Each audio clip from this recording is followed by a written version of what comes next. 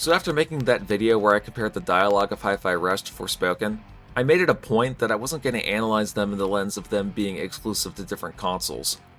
Well, the video blew up, and I figured why not make a video discussing why I enjoy PC gaming more than I do console gaming. Before I begin, I just want to make it clear that even though I'm going to be very critical about consoles in this video, any point I make isn't meant to be an attack on you. These are all just my opinions and experiences. So if you game on the Switch, PS5, or Xbox, and you love gaming on your Switch, PS5, or Xbox, then that's perfectly okay. As long as you're having fun, then that's all that truly matters in the end. The whole purpose of me making this video is to explain why I only game on PC, why I think that gaming on PC is better than consoles, and maybe convince you to understand where I'm coming from. So you might be wondering, how did I get into PC gaming? Well, it's a long story and I'll do my best to summarize. Back in the ancient year of 2011, I made a Steam account to play Team Fortress 2 with someone I knew from high school on my mom's desktop. But I never really got into it because I wasn't really a fan of multiplayer online first-person shooters and mostly stuck to gaming on my PS3. Eventually my mom got me a Windows 7 laptop that I would download games on, but I never used Steam on it a lot because it could barely run Gmod without lagging constantly. But I didn't care because a lot of modern PC ports during this time were seen as inferior when compared to their console ports anyway. And I was grateful to get that laptop because back then I didn't have a job. So I started to build an appreciation for freeware indie games, emulation, and, of course I would sail the high seas sometimes. If it was free, emulatable, or crackable, but especially free, then chances are I was trying it out. Visual Boy Advance, Fusion, Project 64, EPSXE, Desmoom, DOSBox, and ScumVM were like my personal liquor vendors that I would constantly draw tap from, trying out old games that were 5, 10, 20, and even 30 years old, and discovering genres I haven't even heard of before. Eventually when I got a job, I discovered that a lot of the games I was playing were available on GOG, so I made an account there and bought a good chunk of the games I downloaded over the years. Then I got a pre-built desktop computer and fully switched to Steam as my main way to game. I can't tell you the specs of that particular computer from memory, but it was able to run Fallout 3 and the Final Fantasy X HD Remaster with some of the settings turned down. Not perfect, but I was still grateful, since it was miles ahead of what the Windows 7 laptop could do, which was basically nothing.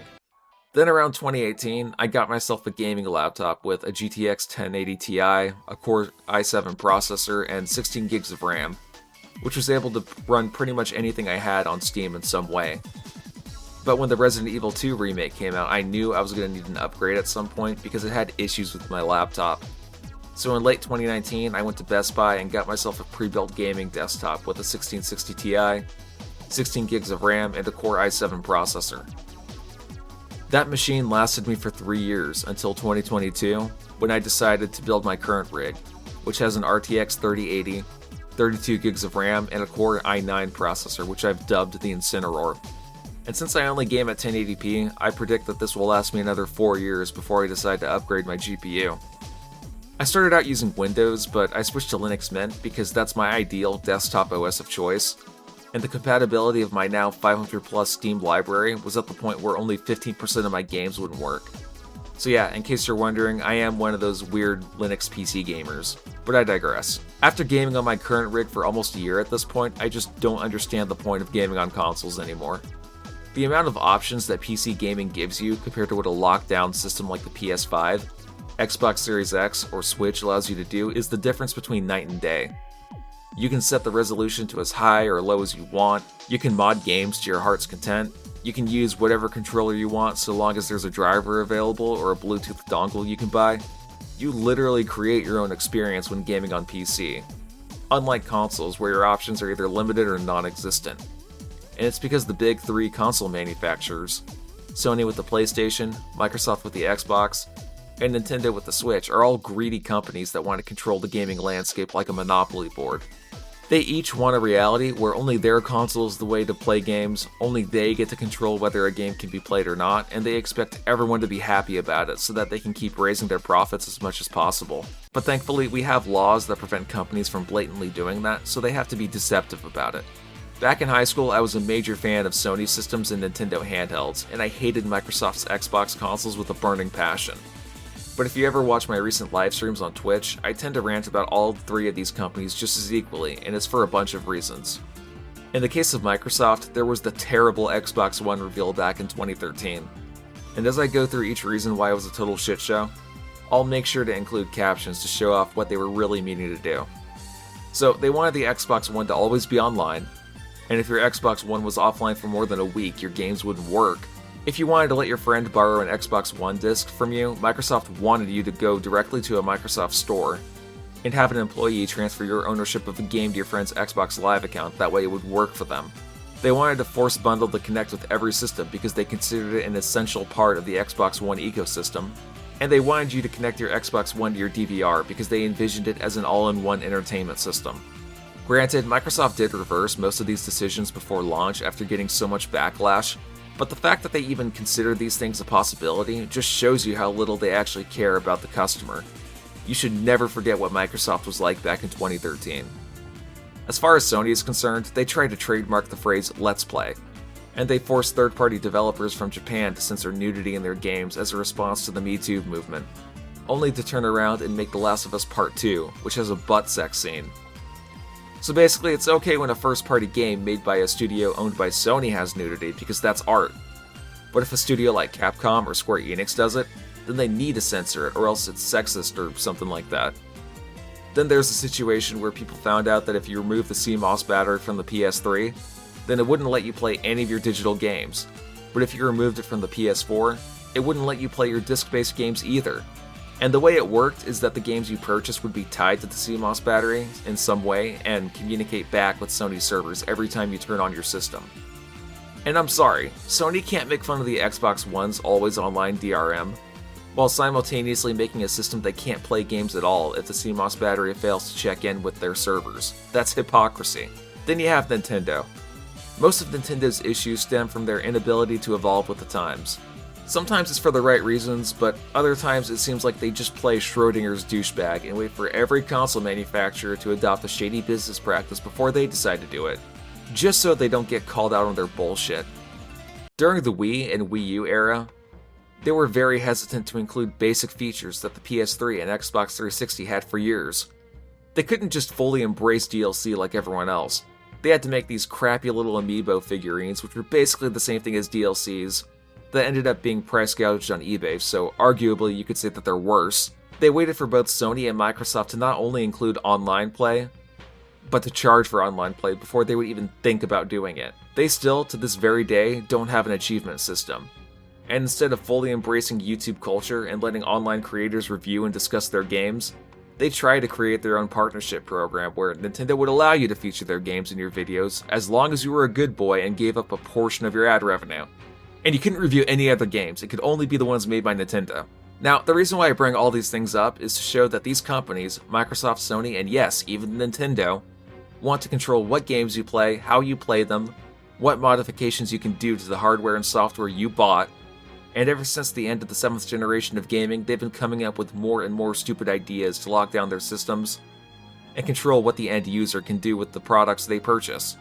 I mean, for Christ's sake, there are games being sold in stores right now that just give you a code instead of the actual disc, and people still buy them anyway. But the thing is, when it comes to PC gaming, most of these issues either aren't even a thing, or can't realistically be enforced because of how open of a platform it is. I don't need to reconnect my computer to the internet with Valve servers every week in order to play my Steam games. I don't need to pay $100 a year to Valve in order to play online multiplayer games. If there's an issue with a specific part of my PC, I don't need to UPS my whole rig out to a repair shop and wait a month for them to fix it and send it back. I can use whatever controller I want, whatever operating system I want, whatever specs I want, and as long as Steam supports it, I have the option to use it. Hell, I don't even really need to use Steam if I don't want to, because there's other storefronts I can purchase games from, like the Epic Games Store, the Microsoft Store, and even GOG, just to name a few. I don't really miss out on exclusive games either, because Steam and just the PC platform in general have the most exclusives available. More and more Xbox and PlayStation exclusives get ported to PC every year as well. I know that some upcoming games like Final Fantasy XVI are going to be PS5 exclusive, but that's a fleeting argument. We all know that it'll end up on PC at some point in the future because Square Enix just can't help themselves. One thing that I can't stress enough is there was a point in time where consoles had a reason to exist, but that reason is slowly becoming pointless to more and more people, including myself. The 7th generation was one of the last competitive eras of gaming, much like how Sega and Nintendo were back in the 90s. If you were a gamer in the late 2000s or early 2010s, chances are you were either an Xbox 360 guy or a PS3 guy. And I remember having conversations with my friends about which one was better, which one had the best looking games, etc. And I'm sure there's a decent portion of you guys who remember that time, and you're in the mindset that console wars were either cringe or toxic, and that it shouldn't matter what console a person plays on as long as they're having fun, and that we shouldn't have third-party exclusives for each system because it gatekeeps people away from good games and all that crap. On paper, I would agree with those statements, but unfortunately, it's that toxic console war gatekeeping mindset that made consoles a necessity. Having a bunch of third-party exclusives for each console is what helped drive competition, and made people want to buy them in the first place. What's the point of owning a console if every third-party developer like Square Enix, Sega, EA, and Activision port their games to every platform, including PC? What's the point of owning a console if they're just built to be like PCs now instead of having their own tech? How are Sony and Microsoft going to compete with each other if every console they make is just a lockdown PC with only a few first-party exclusives? It's hard for me to pinpoint the exact date for when consoles became pointless because up until 2019, I really liked my PS4, due to all the exclusive games it had that were never going to be on Xbox or PC at that point. But I would say the doomsday clock for consoles becoming pointless began around 2013, during the launch of the 8th gen systems. And it's because the Xbox One and PS4 are both based on x86-64 architecture. Just a warning before I keep going with this point, I'm about to use a bunch of technical jargon that you might not understand, so I'm going to simplify it the best way that I can, that way it's easier for you guys to know what I mean. So, since Windows computers were already running on x86 architecture years before the 8th gen consoles launched, you could say that the PS4 and Xbox One were overglorified gaming PCs from 2012 just by looking at their specs. The reason why this matters is because during the 7th generation and beforehand, systems typically had their own proprietary architecture that developers would need to understand in order to program games for them. So Sony, Microsoft, and Nintendo would give out dev kits to third-party studios years before each console launched. That way they could get a head start in pumping out games for the system. The PS3 used the Cell architecture, which took developers a long time to understand compared to the Xbox 360's more familiar custom PowerPC architecture. But the PS3 had a better GPU than the 360. So if you ever wondered why games that were released on both of those systems in the late 2000s were better optimized on the 360, or why games that were released on both of those systems in the early 2010s looked and ran better on the PS3, now you know. The PS2 used a custom RISC processor called the Emotion Engine that developers would use to tie things like the frame rate and character animations to in order to make the game they're developing function properly. So whenever a developer wanted to re-release PS2 games on those sweet PS3 HD collections that were common at the time, they had to basically reprogram and remake certain things inside the game for it to function with the Cell architecture instead of the Emotion Engine. And if the developers didn't have the source code for the PS2 games they wanted to remaster, they were fucked. But like I said, 8th gen systems were built with the same architecture as gaming PCs, so it's a lot easier now for developers to port over new console games to PC and vice versa. Beloved franchises that were once typecasted to only be on a certain system are all pretty much everywhere now. And all of this is thanks to third-party game devs realizing that porting their games to other platforms makes them more money, and 8th gen systems being similar in architecture requires less labor to do so. So with all that being said, I really do think that PC gaming is better than console gaming. Sure, it's initially more expensive to build a computer than it is to just pick up a console and hook it up to your TV, but the amount of options and freedom PC gaming has is hard to compete. And if you disagree, feel free to drop a comment down below or make a response video because I always like to hear differing opinions. So make sure to like this video if you liked it, subscribe to my channel if you want to see more videos like this, and I'll see y'all later. Peace.